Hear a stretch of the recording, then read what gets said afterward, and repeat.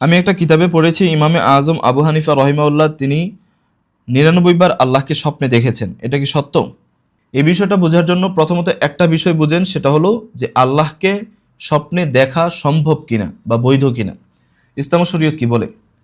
রাসূলুল্লাহ সাল্লাল্লাহু আলাইহি ওয়াসাল্লামের এমন কিছু হাদিস আছে যেখানে আল্লাহ রাসূল সাল্লাল্লাহু আলাইহি ওয়াসাল্লাম বলেছেন যে আমি আল্লাহ তাআলাকে স্বপ্নে দেখেছি তার উত্তম আকৃতিতে।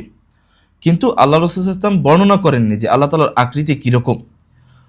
তো রাসূল সাল্লাল্লাহু আলাইহি ওয়াসাল্লামের হাদিস থেকে প্রমাণ হয় যে স্বপ্নে আল্লাহ তাআলাকে দেখা যায়।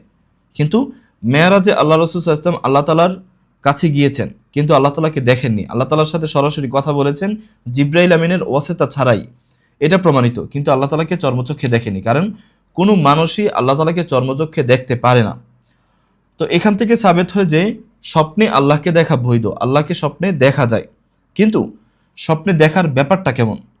স্বপ্নে দেখার ব্যাপারটা এরকম না যে আল্লাহ তাআলা তার আকৃতি তার কাছে প্রকাশ করেছেন। স্বপ্নে দেখার মানেটা হলো এরকম যে আল্লাহ তাআলা বিশেষ কোনো নূর, বিশেষ কোনো নিদর্শন তাকে দেখিয়েছেন, যার দ্বারা আইনুল ইয়াকিন, সে আল্লাহকে দেখার যে তবকা আছে ওইটা অর্জন করেছে।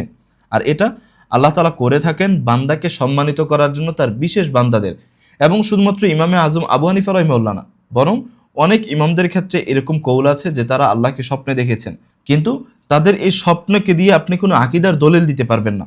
তারা দেখেছেন, ওয়াল্লাহু আলাম কিভাবে দেখেছেন। আবার এই সমস্ত বর্ণনাগুলো একদম হাদিসের মতো সহিহ সনদ নয়, বরং এগুলো হলো তারিখ, মানাকিব বর্ণনা হয়েছে। কিন্তু এ বিষয়ে কোনো সন্দেহ নেই, যে সমস্ত ইমামদের কথা বলা হয়, ইমাম আহমদ ইবনে হাম্বল, ইমামে আজম আবু হানিফা এবং আব্দুল কাদির জিলানী, এদের মানাকিব অনেক বড়, অনেক মহান। কিন্তু এগুলো নিয়ে কোনো আকীদার দলিল দেওয়া যাবে না।